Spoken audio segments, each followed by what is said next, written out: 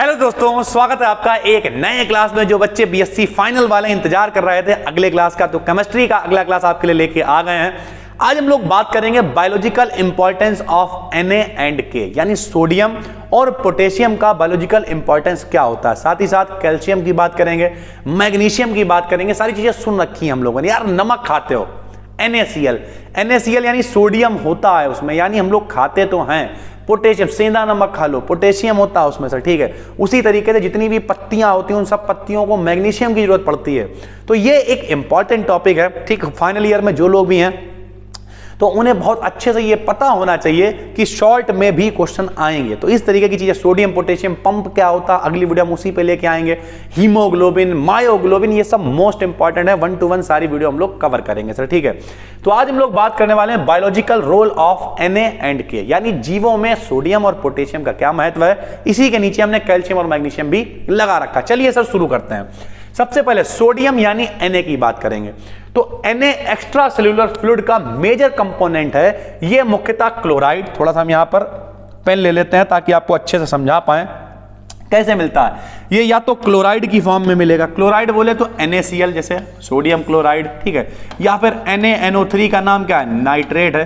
तो सोडियम जो है वो या तो क्लोराइड की फॉर्म में मिलता है या फिर ज्यादातर नाइट्रेट की फॉर्म में मिलता है। सोडियम के मुख्य फंक्शंस निम्न है। कौन कौन से फंक्शंस है वो हमने यहाँ पे लिख रखे हैं। ये एसिड बेस इक्विलिब्रियम को बायोलॉजिकल सिस्टम में रेगुलेट करता है, यानी हमारी बॉडी के अंदर किस तरीके से जो अम्ल और क्षार मूवमेंट हो रहा है। आपने सुना होगा, सरल भाषा में बताते हैं, आपने सुना होगा लोग कहते हैं बड़ी एसिडिटी हो रही है। एसिड का मतलब क्या, हिंदी में अम्लता बढ़ रही है। गए इनो ले आए जाके, ठीक है। हमारा जो ब्लड होता है, खून, उसकी पीएच वैल्यू 7.4 होती है, ठीक है भाई।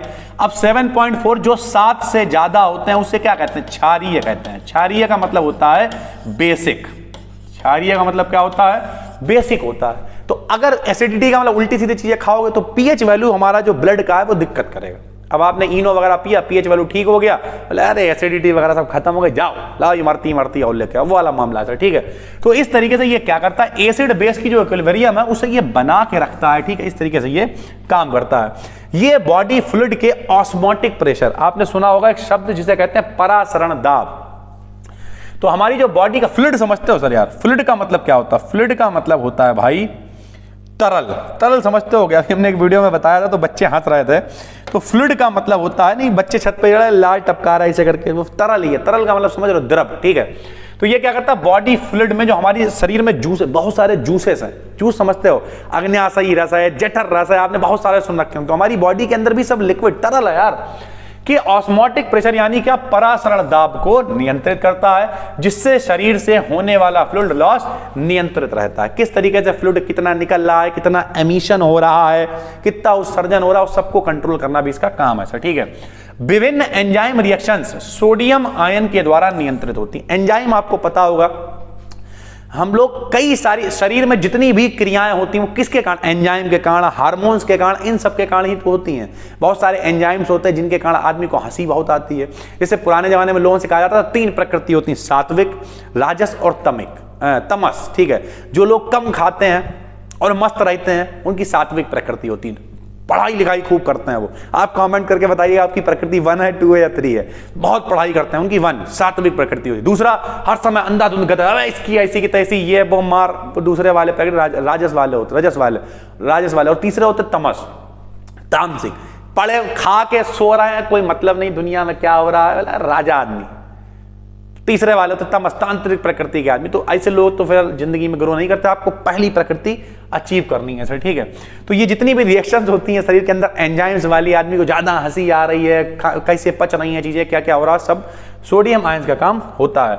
विभिन्न इंजेक्टेबल मेडिसिन को शरीर में इंजेक्ट करने से पहले NaCl में, ठीक है, NaCl में डिसॉल्व करा लेते हैं। जितनी भी मेडिसिन होती हैं, ठीक है, जो भी शरीर के अंदर जाती हैं, इंजेक्ट होती हैं, NaCl में उन्हें डिसॉल्व कराया जाता है, तब ये जाती हैं हमारी बॉडी के अंदर।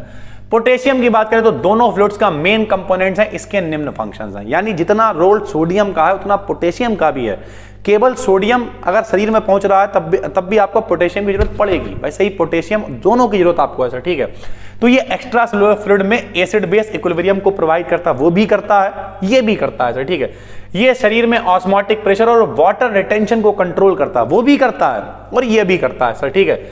ये विभिन्न मेटाबॉलिक फंक्शन जैसे प्रोटीन सिंथेसिस के लिए महत्वपूर्ण है, ठीक है। हालांकि प्रोटीन हम लोग देखिए, विटामिन हमारे शरीर में नहीं बनती, लेकिन प्रोटीन का निर्माण हम लोगों के शरीर में होता है सर, ठीक है। हम लोग बाहर से भी प्रोटीन ले सकते हैं। प्रोटीन सबसे ज्यादा कहाँ होती है? सोयाबीन आप खा लीजिए, सोयाबीन में अगा के प्रोटीन होती है, नाम से हमने कई बार बताया, soybean protein, bean bean bean teen bean, ऐसे सोयाबीन प्रोटीन। उसके बाद दालों में प्रोटीन होती है अगा के, आंवला वगैरह इन सब में विटामिन सी भी है और प्रोटीन भी है, दूध में तो होती है। तो ये इस तरीके की चीजें हैं जो आप खाएंगे तो प्रोटीन आपके शरीर में होना चाहिए। जो भी बच्चे अभी आप बीएससी फाइनल में हैं तो बड़ा जोश होएगा, जिम में जाएंगे, ठीक है। हम तो मान लीजिए जब जे वाली शर्टों पे आ गए, ढीली शर्टें पहनना है, लेकिन जिम में जाएंगे तो प्रोटीन, लोग कहते हैं प्रोटीन लो, तो कैसे लोगे? सोयाबीन खाते हैं आप, जिम वाले लोग देखिए खाते हुए देखा होगा, जो लोग वेज होते हैं वो तो प्योर सोयाबीन पे उतर ही आते हैं, तो ठीक है, क्योंकि सबसे ज्यादा उसी में प्रोटीन होती है। ब्लड कोगुलेशन, कोगुलेशन क्या होता है? कोगुलेशन मतलब स्कंदन इकट्ठा होना। सरल भाषा में कहते हैं यार नहीं यहां से ऐसे करके काट दिया, वो अगर के की कमी है तो क्या होगा पता चला? खून टपकता रहेगा, मर जाओगे, रक्त का थक्का ही नहीं जमेगा, के कारण होता है। उसके बाद मैक्सिमम एक्टिविटी के लिए पायरोवेट काइनेस एंजाइम को पोटेशियम की आवश्यकता होती है, यानी जितनी ज्यादा हम लोग एक्टिविटी कर रहे हैं उसके लिए भी पोटेशियम एक इंपॉर्टेंट रोल प्ले करता है सर, ठीक है। उसके बाद अगली जो, ये पूरा इतना ही है सोडियम और पोटेशियम। उसके बाद अगला जो आप प्रॉपर टॉपिक वाइज नोट करते चलें, नोट्स बना के चलें। इसमें अभी इस यूनिट में हम लोग आपको haemoglobin, myoglobin, sodium, potassium pump, ये सब 1 to 1 पढ़ाएंगे। आराम से आप अनसॉल्ड वगैरह ले लें, आराम से आप देखें, सिलेबस में सब कुछ कराया जाएगा, कुछ भी ऐसा नहीं छोड़ दिया। क्योंकि कई बच्चे यहाँ हैं जो हमसे सेकेंडरी में ऑफलाइन पढ़ते थे, टाइम की दिक्कत थी, तो हमने कहा यहीं हम आपको क्लासेस प्रोवाइड करा देंगे। तो आप बिल्कुल भी टेंशन न लें, सब कुछ आ जाएगा और बहुत अच्छे से आएगा। देखिए बड़े बड़े क्लास रिकॉर्ड कर रहे हैं, ये नहीं 5 मिनट में बना के चलेगा, ऐसा नहीं है। आप देखिए जितने भी हम वीडियोस डालते 5-10 मिनट के होते, लेकिन आपका पहला क्लास भी 20-25 मिनट का था ना, तो चीजें आप तक इकट्ठी करके लगाई जा रही। जितना काम आप 4 दिन में करेंगे उतना 1 दिन में आराम से हो जाएगा। आप उसे धीरे धीरे करके पढ़ते रहें, ठीक। पीडीएफ आपको टेलीग्राम पे मिल जाएगी, BDKDN BSc से, ठीक है। तो role of alkaline earth metal, alkaline का मतलब होता है क्षारीय, अर्थ मतलब मिट्टी कह लो या पृथ्वी कह लो, क्षारीय मृदा धातुओं का क्या रोल है बायोलॉजिकल सिस्टम्स में, with special reference to Ca++, यानी कैल्शियम यानी Ca++ का रोल भी आपको बताना है। और बाकी तो बायोलॉजिकल जो भी आप जैसे थोड़ा सा बता देते हैं। एल्केलाइन अर्थ मेटल मतलब क्षारीय मृदा धातुएं कौन कौन सी होती हैं, पहले तो हम इन पर चर्चा थोड़ी सी करेंगे और उसके बाद फिर हम लोग बात करेंगे क्षारीय मृदा धातुएं कौन कौन सी होती हैं। जरा देखिए भाई, 1 मिनट सर, ये देखिए क्षारीय मृदा धातुएं कौन कौन सी होती हैं। ये होती हैं सर, सबसे पहले होता है beryllium, magnesium, calcium, strontium, barium, ठीक है, और रेडियम। ये होती हैं भैया एल्केलाइन अर्थ मेटल, जो हम आपको पहले भी याद करा चुके हैं। बेटा मांगे कार, स्कूटर बाप रोए, बेटा मांगे कार, स्कूटर बाप रोए। कैसे बोलो? बेटा तो BE, मांगे तो MG, कार तो CA, स्कूटर तो SR, बाप तो BA, रोए तो रेडियम। बेटा मांगे कार, स्कूटर बाप रोए, ये क्या होती हैं? एल्केलाइन अर्थ मेटल होती हैं। इनका इंपॉर्टेंस हमारी लाइफ में ये पूछ रहा है भाई। तो देखो भैया, नंबर 1 90% सबको पता है कैल्शियम है, फास्फोरस है, इन सबका क्या काम है यार? कैल्शियम का काम हड्डियों में। हालांकि हड्डियां हद से ज्यादा, अगर आपकी हड्डियों में हद से ज्यादा कैल्शियम हो गया तब भी दिक्कत है, हड्डियां लचीली होकर लटक जाएंगी सर। तो कैल्शियम का रोल क्या है? कैल्शियम का रोल है हड्डियों के। 90% कैल्शियम बॉडी के स्केलेटन यानी ढांचे में उपस्थित होती है, कंकाल में।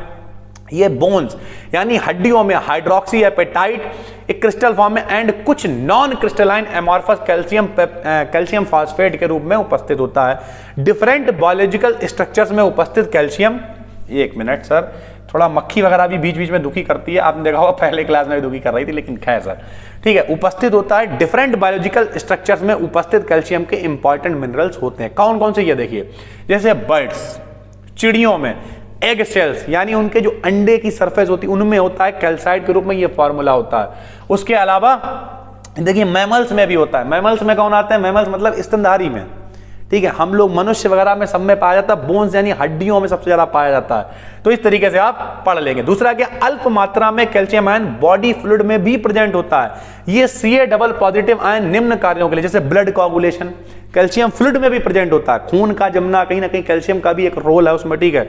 उसके बाद maintaining the normal excitability of heart muscles and nerves, हमारी जो नसें हैं, ठीक है, जो हमारा हार्ट है, इन सबको मैनेज करने में भी कहीं ना कहीं कैल्शियम का थोड़ा बहुत रोल होता है। एक रोग होता है टिटैनी, इसमें हड्डियां टेढ़ी हो जाती हैं, ठीक है। तो बच्चों में कुपोषण यानी mail nutrition Ca double positive की डिफिशियंसी के कारण होता है। इसमें टेटनी यानी क्या, हड्डियां टेढ़ी हो जाती हैं। अगर कैल्शियम की कमी हो जाती है Ca डबल पॉजिटिव की, तो बच्चों में रोग हो जाता है, हड्डियां टेढ़ी हो जाती हैं। और अधिकता होती है तो कैल्सिफिकेशन ऑफ बोन्स हो जाता है, जिसमें लचीली हो जाती हैं हड्डियां, ठीक है सर।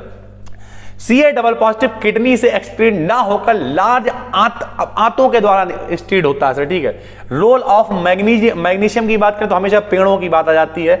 मैग्नीशियम फॉस्फेट एंजाइम में प्रेजेंट होता है। ये एंजाइम ऑर्गेनिक फॉस्फेट को फ्री फॉस्फेट में हाइड्रोलाइसिस कराता है। Mg डबल पॉजिटिव एमिनोपेप्टाइड एंजाइम में भी प्रेजेंट होता है, जो क्या करता है, पॉलीपेप्टाइड चेन को हाइड्रोलाइसिस कराता है, ठीक भाई।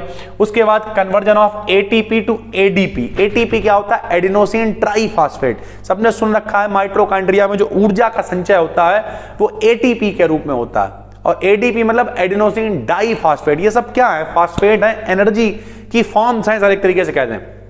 Mg डबल पॉजिटिव आयन की उपस्थिति में होता है।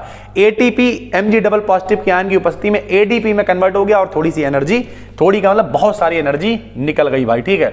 उसके अलावा मैग्नीशियम प्लांट्स के ग्रीन पिगमेंट यानी जो हरित लवक कह लो सरल भाषा में, जो हरापन है, उसमें भी मुख्य अवयव होता है क्लोरोफिल। फोटोसिंथेसिस के लिए आवश्यक होता है, जिसमें पौधे या प्लांट्स अपना भोजन बनाते हैं, जिसे हम लोग प्रकाश संश्लेषण की अभिक्रिया कहते हैं। तो प्रकाश संश्लेषण की अभिक्रिया के लिए भी मैग्नीशियम एक इंपॉर्टेंट रोल प्ले करता है। जो हरित लवक होता है उसमें इसका एक इंपॉर्टेंट रोल होता है। तो मैग्नीशियम डबल पॉजिटिव पेड़ पौधों के लिए बहुत इंपॉर्टेंट है। कैल्शियम हम लोगों के लिए, हड्डियों के लिए, दांतों के लिए, इन सब चीजों के लिए बहुत ज्यादा इंपॉर्टेंट होता है, ठीक है भाई। तो ये अपना कंप्लीट हो गया। तो आज हम लोगों ने बात करी biological importance of sodium, potassium, calcium और साथ में मैग्नीशियम। उम्मीद करते हैं आपको समझ में आ गया होगा। नए हैं तो चैनल को सब्सक्राइब कर लीजिए। हम मिलते हैं आपसे जल्द क्लास 3 यानी तीसरे क्लास में, जिसमें हम लोग बात करेंगे हीमोग्लोबिन है, मायोग्लोबिन है, इस तरह की सोडियम पोटेशियम पंप है, किसी में वीडियो आ जाएगी और बहुत ही जल्द हम लोग तेजी से आगे की तरफ ग्रो करेंगे। बस दोस्तों, फिर मिलते हैं, मन लगा के पढ़ते रहिए। फिर मिलते हैं हम आपसे एक नई वीडियो में, तब तक के लिए धन्यवाद।